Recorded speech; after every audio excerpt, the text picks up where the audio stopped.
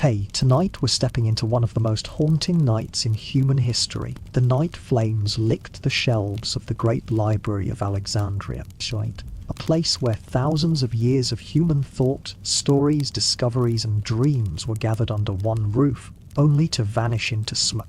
A tale wrapped in mystery, blame and the ache of lost knowledge. A night when silence fell heavier than fire, leaving us forever wondering what might have been. If you enjoy these quiet wanderings through forgotten corners of the past, I'd be grateful if you'd give this a like or subscribe. I'd love to know where you're listening from. Leave me a comment with your city and whether it's evening or morning for you right now. Now, get comfortable and let your imagination drift with me across centuries to a city where the sea met marble and the world's wisdom was gathered in one shining beacon. Congratulations, you've awakened in Alexandria, Egypt around the 1st century BCE. The night air carries the salt of the Mediterranean, cool and damp, brushing against your skin as you step out onto the marble balcony of a small rented room. Behind you a clay lamp flickers, its flame weak but steady. The harbour is restless with voices, sailors shouting orders, carts rolling across cobblestones, torches flaring against the dark. The streets smell of pitch and wood smoke, sharper than usual. Something unsettles the air, an unease that clings to the skin. Whispers drift from one mouth to another. The Romans are here, ships aflame, Caesar's men. You move with the current of people until the towering columns of the royal quarter come into view. Here stand the treasures of Alexandria, temples, palaces, and at the heart, the library, the great dream of Ptolemy's dynasty's. Doors are shut tonight, but you can almost feel the weight of its contents pressing against the walls. Scrolls from Greece, India, Babylon, Egypt, even distant China. Stories of lost kingdoms, knowledge gathered like grain in a vast storehouse. And tonight it is in danger. Near the harbour, flames crackle.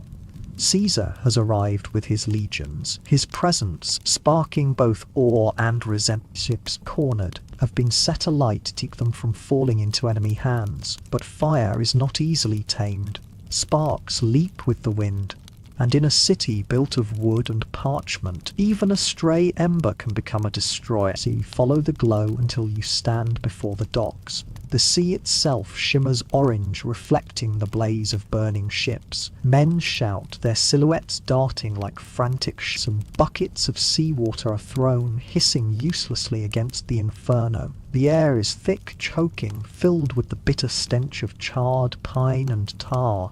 Then you notice it, the direction of the wind. The fire leans toward the library. A woman near you gasps, clutching her child. "The scrolls," she whispers, "the scroll." The night feels charged, as though the city itself knows something sacred is about to be lost. Their faces glow with fear and disbelief as the orange light draws closer, flickering against marble walls. Others stand frozen, unable to decide which of the thousands, the tens of thousands, are worth saving first. Inside, the library stretches like a labyrinth of shelves and alcoves, its scrolls stacked in orderly rows, papyrus bound with cords, centuries of voices waiting to be read. Tonight, the air inside is dry, fragile, as though it knows flame is coming. A scholar beside you mutters, "This cannot be allowed. This is the memory of mankind." His voice cracks, helpless. Another curses Caesar's name. Another simply weeps. Step back outside, watching as the glow grows stronger. The fire spreads quickly along the harbour warehouses, leaping across oil-stained beams carried by wind.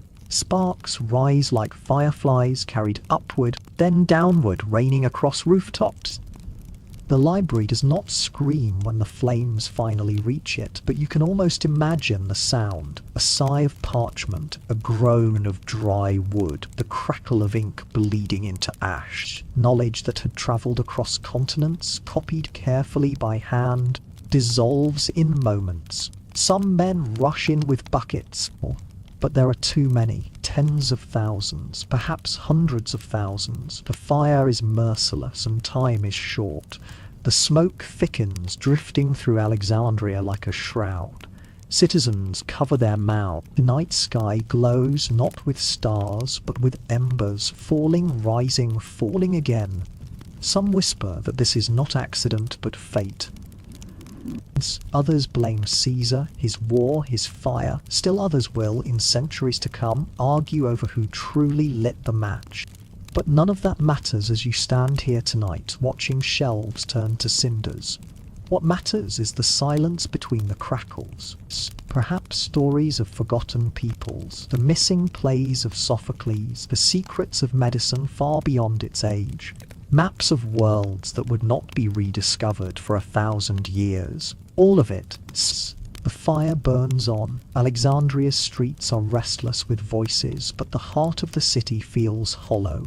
You return, you lie down, staring at the ceiling, the glow of flames still pulsing faintly against the walls. By dawn the fire has weakened, though smoke still stains the sky. The library's marble skeleton stands, but inside its spirit is gone. Scholars wander its ruins like mourners in a graveyard, faces streaked with soot, hands empty. The silence is thicker than the smoke. And so one of the brightest flames of knowledge was extinguished, not with ceremony but with chaos. And yes, all we know is that humanity walked forward into history with a shadow at its back, a silence where once there had been voices, a reminder that knowledge, once gone, does not return.